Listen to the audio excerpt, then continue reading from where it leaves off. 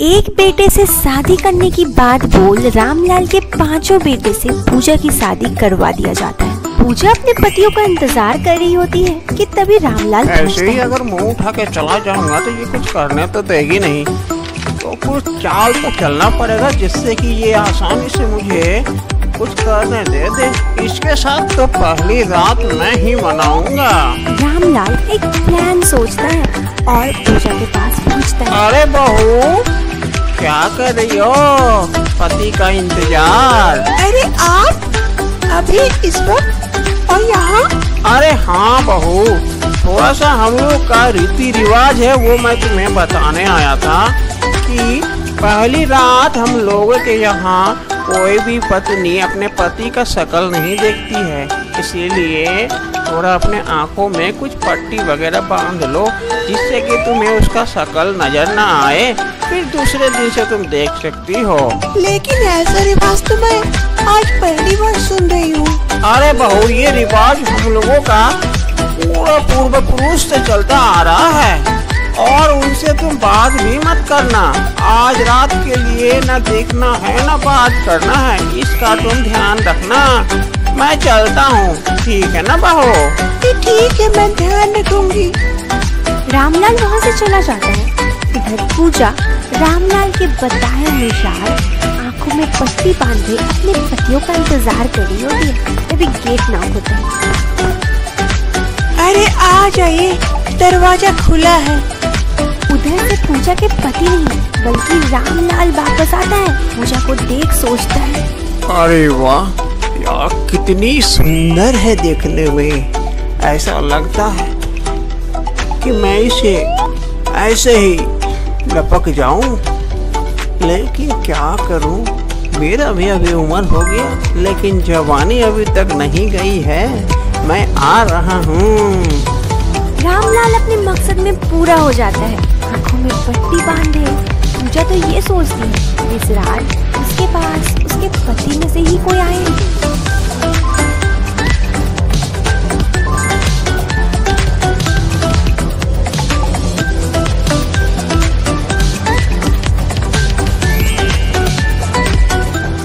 दूसरी सुबह पूजा के 5 पति अब बैठे होते हैं, तभी पूजा उनके पास पहुंचती है। मैं आप लोगों से एक बात पूछूं? हाँ हाँ, अवश्य पूछो बीवी जी। कल आप लोगों में से मेरे कमरे में कौन आए थे? क्या बोल रही हो? कल हम लोग क्यों जाएंगे? पापा ने तो रिवाज बताया था कुछ कि रीति रिवाज के अनुसार पहली रात उसके कमरे में नहीं जाना चाहिए, बहू का शक्ल नहीं देखनी चाहिए, फिर तुम ये कह रही हो? क्या बात कर रहे हैं? कल तो मेरे कमरे में कोई आए थे और मेरे साथ वो सब, तो कौन था वो? अरे तुम लोगों में से कौन झूठ बोल रहा है? कौन गया था वहाँ? सच सच बता दो, नहीं तो बुरा होगा बहुत। मैं किसी को नहीं छोड़ूंगा। तभी उधर से रामलाल आते हैं और आते ही कहते हैं, अरे बहू तुम जाओ, सबके लिए चाय लेके आओ, तब तक मैं अपने बेटों से बात करता हूँ जरा। ठीक है बाबूजी, अभी लेके आती हूँ चाय। अरे पापा, आपने कहा कल रीति रिवाज के अनुसार कोई भी अपनी पत्नी का शक्ल नहीं देख सकता, पर इन चारों में से कौन चला गया? आप ही बताओ अब। अरे बचवा लोग, घबराओ मत। सही तो ये है कि कल रात तोहरा बाप का मूड बन गया तो तोहरा बाप ही चला गया।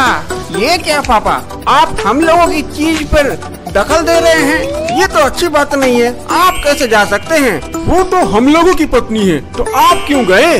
जब तुम लोगों की शादी नहीं हो रही थी ना, तो उसके बाप को मैंने ही बैग भर के पैसा दिया था।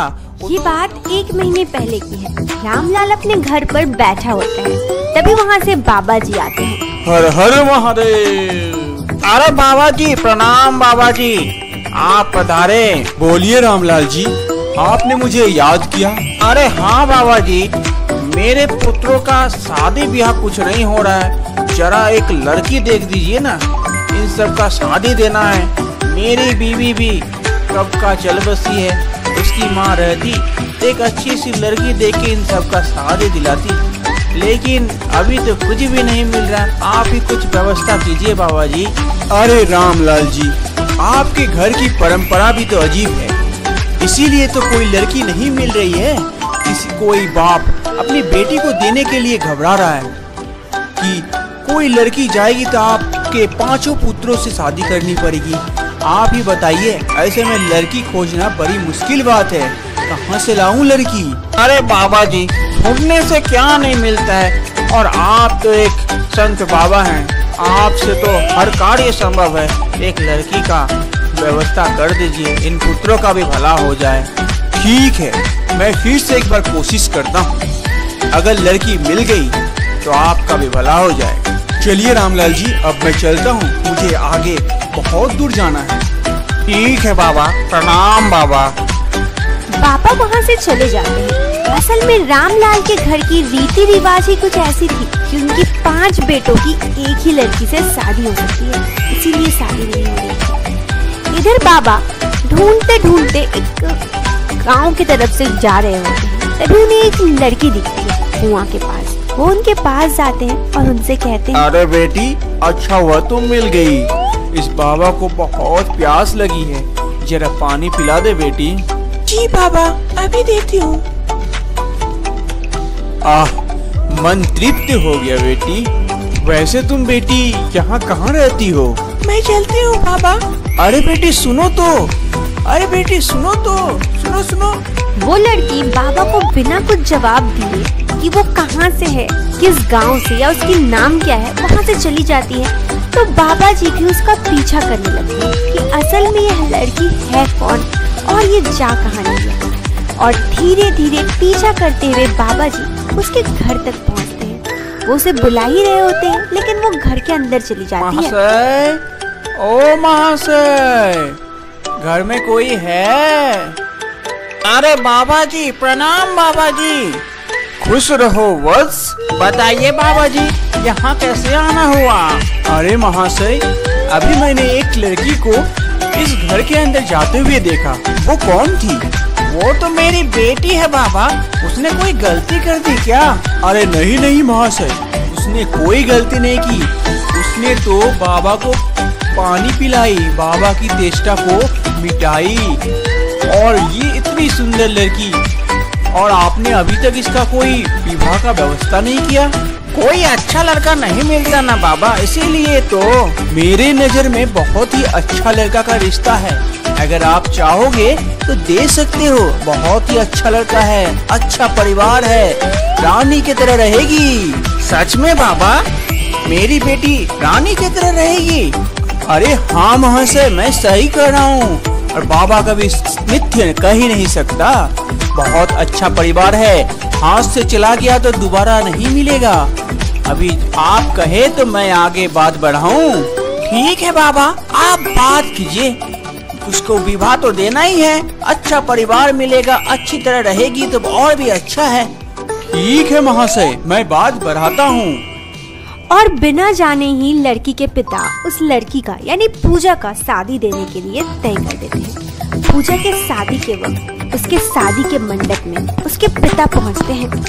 रामलाल जी, ये क्या कर रहे हैं? मेरी बेटी का शादी 5 लड़कों के साथ दे रहे? ये तो बात नहीं हुई, तो ये क्या कर रहे हैं आप लोग? अरे समदन जी, आप सुनिए सुनिए, ये यहाँ का रिवाज है हम लोगों के परिवार का, और आप जरा इधर आइए मेरे साथ। रामलाल पूजा के पिता को साइड में ले जाते हैं। अरे समधी जी, ये रखिए आपके लिए छोटा सा तोहफा है, और जरा चुप रहिए।